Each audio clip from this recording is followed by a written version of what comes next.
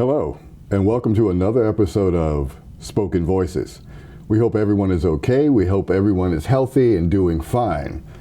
And again, we probably have a little sadness going on because the season is about to change. That is unless you like cold weather, which I don't. I can't stand it. So I'm sitting up here in a fall sweater, and I'm almost crying inside. But anyway, for those who enjoy the winter, enjoy. For those of us who can't stand it, the summer's coming. It's just a long way away. Today's episode, we have a special guest, and very special to us is my son, Nathaniel Winston Brooks. I'll put your name out there. Yeah, thanks. I'll put your whole name out there. and the reason I wanted you to come on the show is because we always like to spotlight young people doing things other than doing the average 9 to 5, that's going out there and working for someone else. Uh-huh. We want to basically put the spotlight on entrepreneurs and things that, that is out of the norm, especially for our community.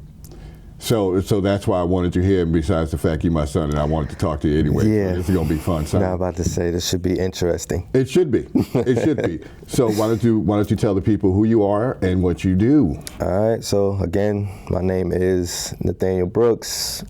I am a mobile detailer. Before I was doing this, I was a phlebotomist. For those who don't know what a phlebotomist is, that's a person that draws your blood. After the pandemic started, I kind of shied away from it and wanted to start my own thing. So I got into detailing. That's really it. So what made you decide? Because I remember when you started. I remember you were going to school for phlebotomy. Yeah. It's almost hard for me to even say the word phlebotomy. You get it. It doesn't roll out right. So what made you start to do that, though? What got you, would say, you know what, I'm going to be a phlebotomist? I would say my mother. Okay. We all know how kids get. I was at that age of, I don't want to listen to nobody, running around from state to state, not kind of figuring out what I want to do. Mm-hmm. I think I called her like maybe 2 weeks before and told her, I was like, Ma, I think I want to try this phlebotomy thing. Mm-hmm. And then she ended up finding a program in New Haven that was for free. And she made me move back to Connecticut to start the program. So that's really how it started. And then once I started, maybe like a month in, I started to get a little bit more comfortable with it because we were probably sticking each other every day. And I didn't really like needles. Yeah, so that wasn't fun for me to find that out. Right. But after that, it was kind of smooth sailing. I kind of started to like it and knew that I could do this on a daily basis. Right. Well, I remember going to the school, and I remember talking to your instructor, and she was so enamored with you and how you basically handled yourself and how you learned so quickly how to do it. And I remember going to one of the places, I forgot what company you worked for, but I remember going to one of the places, and there was this little kid, and this is what really, I don't think I ever told you this. What really impressed me, it was a little child, and he was crying like crazy, because he knows he's about to get a needle. Yeah. How you handled that situation, and how he stopped crying. By the time he stopped moving around and crying, you had already drawn his blood. And the little boy didn't even know it, and his mother was so happy to see that you had done it already. He didn't even feel it. Yeah. And I think that would probably give the little boy say, well, this is not going to bother me next time I got to do it. It's not so bad. I didn't even feel it. Yeah. What we have always been impressed about with the kids and stuff is that you guys are personable. And because of that, we always thought that you guys could do anything that you want to, because no matter what, people like you, no matter what you do, because you really put your mind and your heart and soul in whatever you're doing. Uh-huh. Detailing, right? Doing the detail thing. Now, detailing is very personal to the person who's giving you their vehicle to say, hook this up. I'm putting my trust in you. Don't mess up my car. Did you feel a lot of pressure with that? Of course, because you don't want to mess nothing up. If anything is a scratch or anything like that, you start to get a little nervous, like, did I put that there? Or, because some cars are more expensive than others, or it's just the person really loves their car, So my goal is to kind of talk to the owner beforehand, see everything that's going on with the car, anything you want me to touch up first, which is what spots are the most dirty to you, what you feel really needs to be clean, and then I go from there and I kind of make those areas that they told me about the cleanest. So because that's going to be the first thing that they look at when they get in the car. Right. So like detailing is good for me because it's like my personal time. Yes. Like I pop my headphones in and it's just me in the car. And I love cars, so it was easy for me to get into it. Yeah. Drive fast. Fast car, of course. Yeah. I remember when I look on your Instagram and stuff and I see the cars that you're doing, you do a lot of high-end cars. Yeah. And for me, because remember the day I went out to Jersey and we did, how many cars did we do? And plus the Spider or whatever the heck that thing is. We did 4 plus Slingshot. Slingshot. Why did I just call it a Spider? I don't know. Well, it looked like a damn spider. Anyway, yeah, and I remember for me, because I don't do it, is the fact that me and Brandon and you, we were working it out, but I saw that each car you took your time with. Because we went out there, we probably got out there at about 11. Yeah, in the morning. 11 in the morning. We didn't leave until about what, 6? No, I left first. I think you left at like 6, and then me and Brandon stayed for like another hour or so. Right. So I looked at it and I said, well, wow, he's really taking care of what he's doing. So even with me just helping you out, I didn't want to really help out that much because I said, if I mess up something, that's on you. But that's why I gave you the easier thing to do. Really? Yeah. I didn't want you touching nothing. You pacified me. Yeah. That's not right, bro. Yeah. Brandon knew what to do. Yeah, Brandon's good. You know, you and him work. You know, you like quick. to take your little breaks in between. It's all right, whatever, though. man. Don't criticize me. I came out there to help. Yeah. Yeah. I appreciate it. You actually paid me too. Yeah. I never told Mama you paid me. I wanted to keep it.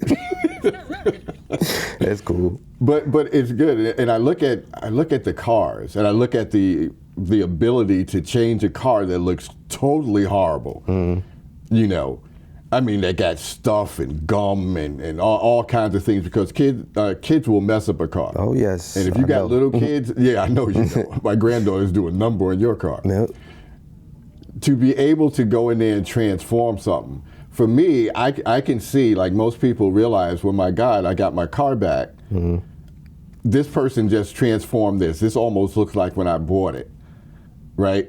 So I can imagine someone saying, whatever you want, let me know what I need to pay you to always get my car to look back like this, especially where we are. Yeah, in New England area. In New England, in the winter, I can imagine the cars that you're going to be getting and how filthy they're going to be after a snowstorm. Oh yeah, it's going to hit more so when the weather starts to break. That's when it gets busy. Because people will kind of just vacuum it out or clean it out as much as they can until they get the money up. And they know as soon as summer hit and you're going to be outside and people see your car more, it's more like, all right, let me get it detailed. Right. Especially if you like race or just have that high-end type of car, you need it clean.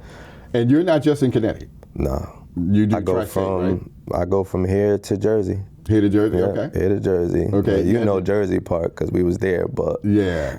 Most of I try to keep it in Connecticut. If I do travel, of course it has to be worth it. Yes. And the price is a little different because I'm most likely have to pull up to your house and do it. Of course. So prices kind of vary depending on what you want done and like what day and stuff like that. So.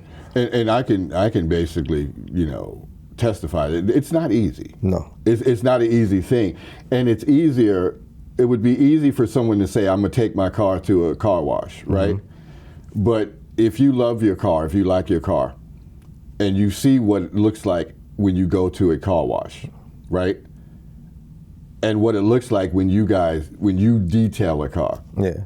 It's a totally different thing. Of course. You know, unfortunately, we live a distance, so I can't get a hold of you all the time, so I have to take... No. You said no, like you just don't want to do my car. No, because y'all try to get me on a regular basis, you and my mother. I'm good. Megan too, though. Yeah, Megan gets it because it's Megan. So, okay. Yeah, but... And she pays. Well, I'm paid? Yeah, I'm just saying she pays. Okay. She give a tip, too. Oh, she does? Yeah. She tips you? Yep. And that's my sister. That's great. My God. Yep. I don't get to pay. Nope. That was our producer.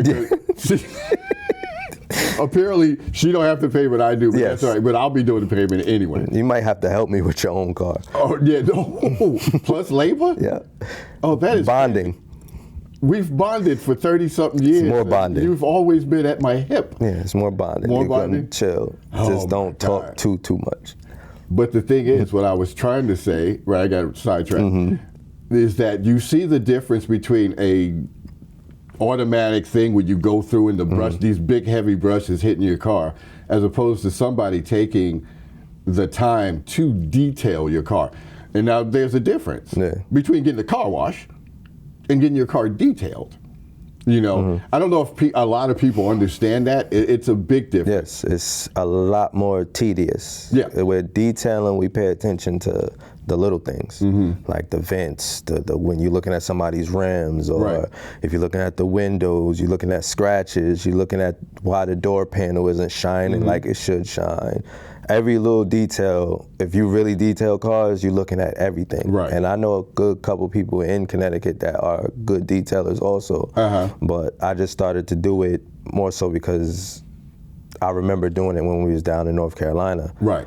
And how I was feeling doing it. I was like, yo, I could do this all day, because it's like your own personal space. It's and almost therapeutic. Yeah, and because of Mom, I'm real tedious. I notice every little thing. My car can't be dirty. Right. I don't let the kids eat in my car because I don't want it dirty. You used to eat in my car, man. Yeah, I was then, this is now. And it was my car. Yeah, it's your car. You didn't care. Exactly. The thing is, though, is that I like I said, I see the detail that you put into it, that how your vision of what you're looking at.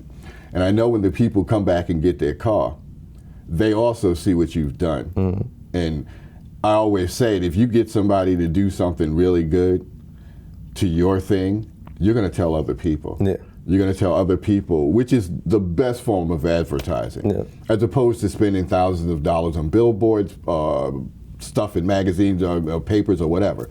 People telling other people what someone did for them and showing them, it's really good advertising. It gives and it makes your business build too. Yeah, word of mouth is better than anything. So, and plus, the people get to see the person's car. actual product.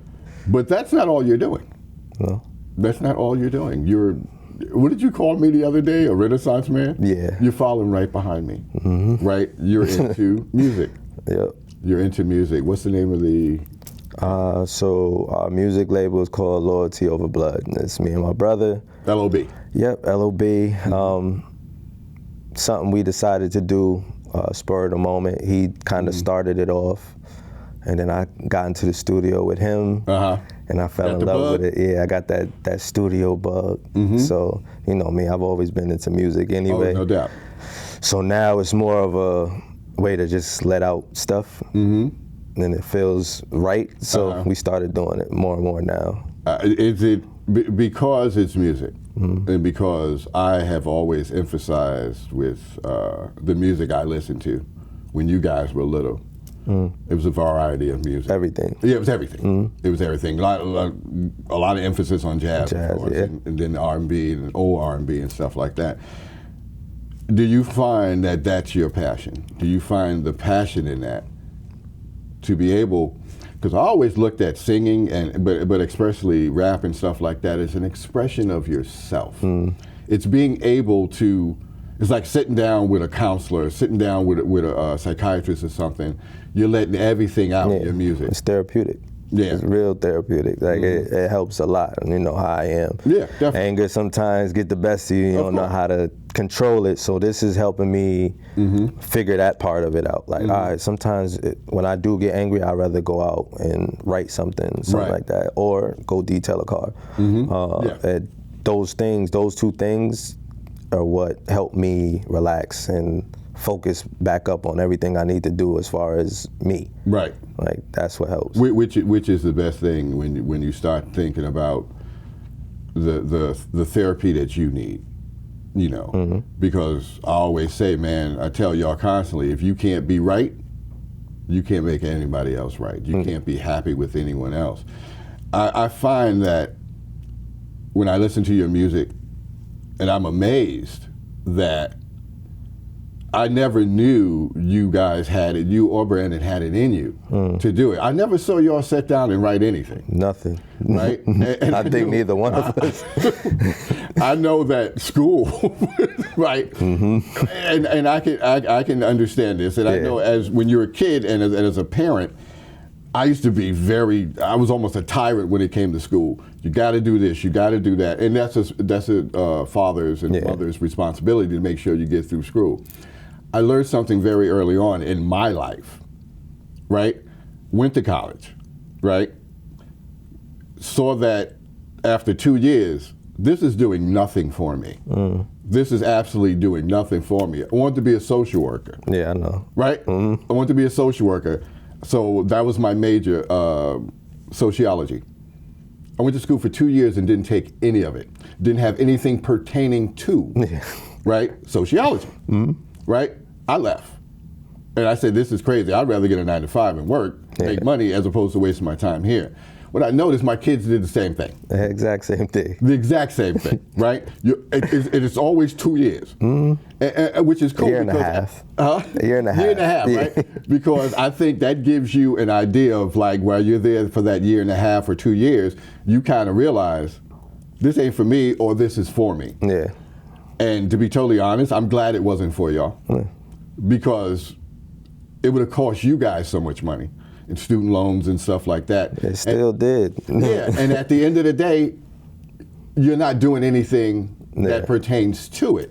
You're doing something to me, which is more relevant to real life. Yeah. You know, when a guy your age can get up and say, at 30-something years old and go, I want to do something that's going to help other people. I want to do something that I can have my voice heard. Right? To me, it's more better than saying, I'm going to get up now and I'm going to go punch in a clock and go work for somebody. And your music, you guys' music is not, what's the word I'm looking for? It's not cookie cutter. No, it's real. It's real. It's the real workings of what you feel inside. And it comes through. Because with our music, we don't front, if that's a good word to use. It's not pretend. Yeah, we're not pretending to be nothing but who we are, and the people around us vouch for it. I'm sitting here with you. You listen to it. Of course. You could tell me if, nah, you ain't never do that. What are you talking about? Like, of course. Stop it. Like, you are like that. I know that for sure. My mother is like that. My stepmother is like that. There's you're not gonna come in there and be on no record lying, and because they're gonna like you. Because they'll blast you and start laughing at you. Yeah, I don't got time to be getting chewed out by my girl. She don't play that either. She'll be like, what are you talking about? Stop. Yeah, my kids, everybody. We real tight knit. So we try to keep everything real, authentic, but it still hit. It's still, you still feel what we're saying because we ran around with those crowds and did those type of things. You know what I'm saying? But that's life. And it's fun. Yeah, it's like you gotta learn somehow. I mean, it's fun because I did too. It's fun when you're a certain age and then you grow up, hopefully, and whatnot. The thing about us is that we're a tight family. We're a very tight family, and it's not that much. There's not that many of us. Exactly. So I love what you said that we will definitely point out. We will definitely troll you if you do something that is contrary to who we are as a family, you know. And again, Brandon, your music, it's all about your experience in life as opposed to making up stuff. It's more about storytelling than anything else. That's what rap has always been, though, hasn't it been? I mean, when it first came out. The real stuff that we loved back then. When it first came out, it was about storytelling. It was about, funny stuff, like Busta Rhymes. Slick Rick. Right, it was funny, right? Then at a certain point, it got serious. It got Biggie. Yeah, gangster rap. Yeah, Biggie and what I wouldn't even consider Biggie gangster though. He was just a storyteller. Yeah, he's tells Tupac more so than him was gangster. Yeah. He was just like, hey, this is my life. This is what I used to do. I go out, I have fun. You know, this is how I have fun and all this other stuff. And I loved him more so than Tupac. But Tupac was like, I love Tupac too. Yeah, but he was a poet, more so. Yeah, Biggie was just fun to listen to. Yeah. He was very rhythmic. Had swag to it. Yeah, yeah, and being a New Yorker, of course. Of course. I'm like, and you were born where? You know how I was born. Where Stop were you playing. born? Brooklyn. Brooklyn, right? Did you think has that besides your life experience where you're from? Did it do anything for your music? Yes. Where you think it enhanced it, or gave you more insight into it? I would say I'm more of like, because we are like Rolling Stones, you know that saying, where you lay your hat's your home. Yeah. I've adopted that. It wasn't always a good thing, but I also got to experience a lot of different things. So being born in Brooklyn, always constantly being in New York, Yes. but then moving to Connecticut, I got to see the best of both worlds. Yeah. Like, so I know, you know what I'm saying? So I know what it's like to see some crazy stuff being in New York, and I know what it's like to see some crazy stuff living in Connecticut. Of course. That helped me go to Florida. It helped me go to Virginia and New Jersey, wherever, by myself. Nobody else with me, and realize like, all right, I can figure this out. I know how to maneuver in these different places, and coming from New York and Connecticut helped me do that, because CT ain't no cakewalk either. No. Like, it's not a spot where you could just say, yeah, it's, people don't know what actually goes on here. So in those small pockets. Yeah, it's so you don't really know. It's, it's close to New York, it's close to Jersey, and I've lived in each of those places, and they all have that energy sometimes where it's like, it's fight or flight. Oh yeah. You better figure it out or you're gonna fail. That's right. So, and a lot of people fail because they can't figure it out. So that would be that's my thing now, is I knew how to figure it out. Right. Because I came from those places.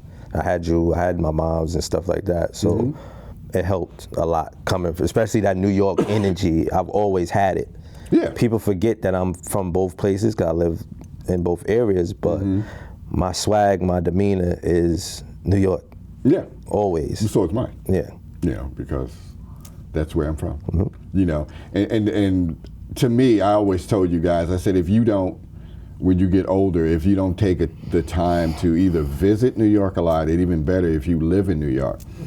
I was telling moms the other day, I said that we went to New York and we walked down the street.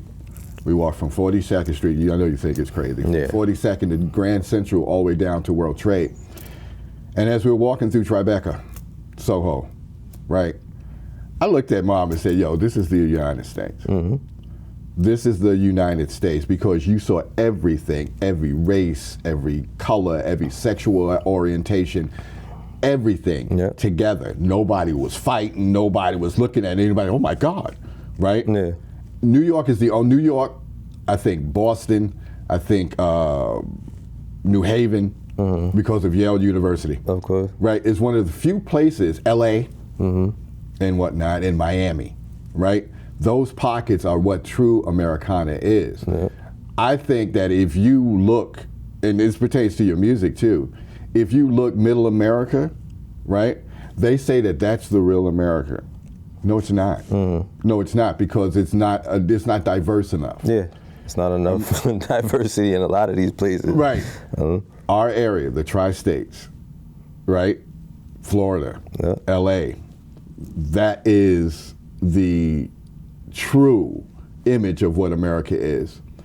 And I listen to your music, and I see the fact that your music has a lot of elements in it, right? It's not just rap. I see you try to get your beats to sound a little bit jazzy, a little bit different, not, the typical beat that most people are using now. And you know what I love about you and Brandon and Chris and Pat is that I can understand what you're saying, right? And this is not a knock. Yeah. People like mumble rap, right? I like it. I like some of them. I ain't gonna front. Right. Brandon likes it. Pat likes it too. My thing is, I like to be able to understand what you're saying, because I want to live your experience through your music, and I think other people do too. And when you speak clearly, Yeah. the way I always taught you to speak, right? That to me enhances your music, and I dig it, man. I love your music. I love you guys' stuff, you know, and I want everybody else to hear it too. And we're gonna have you, Brandon, Pat, and probably the rest of the kids on another episode of this show, because I want to emphasize what everybody's doing. Yeah. What everybody's doing. I want you guys to be able to perform, and I want people to hear what you guys are doing, hear the music, and hear the diversity in your music and whatnot. But that's it. All right. We're done, son. Thank you. Yep. Yep. Always say, when man makes plans, God smiles. We hope that everyone has a great weekend coming up. Stay warm because it's getting cold. And we wish you all nothing but the best of health, the best of luck. And please join us again on Spoken Voices.